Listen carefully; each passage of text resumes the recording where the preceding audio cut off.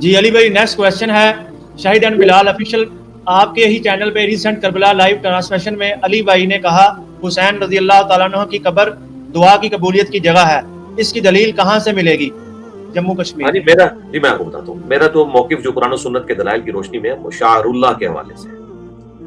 جو بھی اللہ کے شاعر ہیں وہ اللہ تعالیٰ کی مقبولیت کی جگہ ہیں، جیسے خانہ کعبہ شریف، روزہ شریف نبی صلی اللہ علیہ وآلہ وسلم کا، اس کے علاوہ بھی جو اللہ تعالیٰ نے جگہ مخصوص فرمائی ہیں، صفا اور مروہ، اس طرح کی اللہ کے جو نیک بندے ہیں، جو اسٹیبلشڈ نیک ہیں، میں بزرگ بابوں کی بات نہیں کر رہا ہوں، میں صحابہ کرام اور اہل البیت کی بات کر رہا ہوں، ان کی قبریں جو ہیں وہ جنت کے باغوں میں سے ایک باغ ہے۔ اللہ تعالیٰ کی رحمتوں کا نزول ان قبروں پہ ہوتا ہے، اور ان قبروں پہ جب آپ جاتے ہیں اور وہاں جا کے اللہ کے حضور جب آپ دعا کرتے ہیں تو یہ دعا کی قبولیت کی جگہ ہے۔ اس کی دلیل یہ ہے کہ شاعر اللہ ہیں، اللہ کے شاعر ہیں، ان الصفا والمروہ من شعائر اللہ۔ اب دیکھیں، میں نے جو آپ کو کہا نا کہ میں آپ کو اینڈ رزلٹ دوں گا، انشاءاللہ آپ کو بات سمجھ میں آئے گی۔ دیکھیں مرزا جی نے کہا، میں آپ کو بتاتا ہوں میرا تو جو موقف جو قرآن و سنت کے دلائل کی روشنی میں ہے، میرا جو موقف قرآن و سنت کے دلائل کی روشنی میں، یہ میرے ہاتھ میں آئین وہابیت کتاب ہے۔ یہ کتاب مشہور شیعہ عالم استاد جعفر سبحانی کی لکھی ہوئی ہے، اور یہ کتاب دفتر انتشارات اسلامی وابستہ بے جامع مدرسین حوزہ علی ماں کم کی چھپی ہوئی ہے۔ سمجھ میں آ رہی ہے کچھ بات یا نہیں؟ اصل کتاب فارسی زبان میں تھی، اس کا باقاعدہ ترجمہ ہوا، اور اسی کے صفحہ نمبر 51 کے اوپر وہ کہتے ہیں اولیاء خدا کی قبروں کی تعمیر اور حفاظت شاعر اللہ کی تعظیم میں داخل ہے۔ قرآن کریم شاعر اللہ کی تعظیم کو قلوب کی پرہیزگاری اور دلوں پر تقوی الہی کے غلبے کی علامت و نشانی جانتا ہے۔ ارشاد ہوتا ہے وَمَن يُعَظِّمْ شَعَائِرَ اللَّهِ فَإِنَّهَا مِن تَقْوَى الْقُلُوبِ، سورہ حج کی آیت نمبر 32۔ جو شخص شاعر اللہ کی تعظیم کرتا ہے تو یہی تقوی قلوب کی علامت ہے۔ شاعر اللہ کی تعظیم کا اصل مقصد کیا ہے؟ شاعر شعیرہ کی جمع ہے جس کے معنی علامت و نشانی ہے۔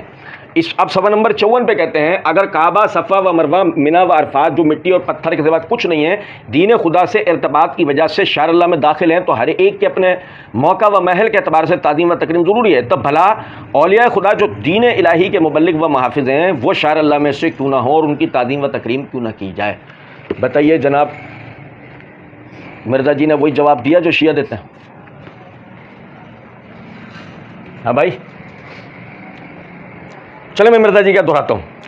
کہتے ہیں میں آپ کو بتاتا ہوں میرا تو جو موقف جو قرآن و سنت کے دلائل کی روشنی میں وہ شاعر اللہ کے حوالے سے ہے۔ جو بھی اللہ کے شاعر ہیں اللہ تعالیٰ کی مقبولیت کی جگہ ہیں، جیسے خانہ کعبہ شریف، روزہ شریف نبی صلی اللہ علیہ وسلم کا، اس کے علاوہ بھی جو اللہ تعالیٰ نے جگہ مخصوص فرمائی ہے، صفا مروہ، اس طرح کی اللہ کے جو نیک بندے ہیں، اسٹیبلش نیک بندے ہیں۔ میں بزرگ بابوں کی بات نہیں کر رہا، میں ان صحابہ کرام اور اہل بیت کی بات کر رہا ہوں، ان کی قبریں جو ہیں جنت کے باغوں میں سے ایک باغ ہے۔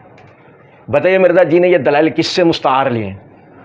یہ سرقہ کیے ہیں، یعنی چوری کیے ہیں۔ اچھا سنیں، میں آپ کو بتاؤں، یہ تو یہ تھا، ہم کہتے ہیں مرزا جی نے یہاں پر زندگی بھر جن بریلویوں کا رد کیا نا، انہی بریلویوں سے دلیل لی ہے۔ یہ دیکھیں، یہ میرے ہاتھ میں مفتی احمد یار خان نعیمی صاحب کی کتاب ہے علم القرآن، جو کہ نعیمی کتب خانہ گجرات سے چھپی ہوئی ہے۔ اس کے صفحہ نمبر 34 سے 35 تک وہ کہتے ہیں یہ بھی قرآن کریم ہی سے پوچھو کہ شاعر اللہ یعنی اللہ کی نشانیاں کیا چیزیں؟ فرماتا ہے ان الصفا والمروہ من شاعر اللہ فمن حج البیت او اعتمر فلا جناح علیہ ان یطوف بہما۔ صفا اور مروہ پہاڑ اللہ کی نشانیوں میں سے، تو جو کوئی بیت اللہ کا حج کرے یا عمرہ اس پر گناہ نہیں کہ ان پہاڑوں کا طواف کرے۔ صفا و مروہ وہ پہاڑ جن پر حضرت ہاجرہ پانی کی تلاش میں 7 بار چڑھیں اور اتریں، اس اللہ والی کے قدم پڑ جانے کی برکت سے دونوں پہاڑ شاعر اللہ بن گئے، اور تا قیامت حاجیوں پر اس پاک بی بی کی نقل اتارنے میں ان پر چڑھنا اور اترنا 7 بار لازم ہو گیا۔ بزرگوں کے قدم لگ جانے سے وہ چیز شاعر اللہ بن جاتی ہے۔ فرماتا ہے وَاتَّخِذُوا مِن مقام ابراہیم مصلی، تم لوگ مقام ابراہیم کو جائے نماز بناؤ۔ مقام ابراہیم وہ پتھر ہے جس پر کھڑے ہو کر ابراہیم علیہ السلام نے کعبہ معظمہ کی تعمیر کی، وہ بھی حضرت خلیل کی برکت سے شاعر اللہ بن گیا، اور اس کی تعظیم ایسی لازم ہو گئی کہ طواف کے قفل اس کے سامنے کھڑے ہو کر پڑھنا سنت ہو، طواف کے نفل اس کے سامنے کھڑے ہو کر پڑھنا سنت ہو گئے کہ سجدے میں سر اس پتھر کے سامنے جھکے۔ جب بزرگوں کے قدم پڑ جانے سے صفا مروہ اور مقام ابراہیم شاعر اللہ بن گئے اور قابل تعظیم ہو گئے، تو قبور انبیاء و اولیاء جس میں حضرات دائمی قیام فرمائے یقیناً شاعر اللہ ہے اور ان کی تعظیم لازم ہے۔ مرزا جی کی تحقیق دیکھ رہے ہیں آپ، یہ ہے مرزا جی کی تحقیق۔ اور مزید سنیں، مزید بتاؤں میں آپ کو،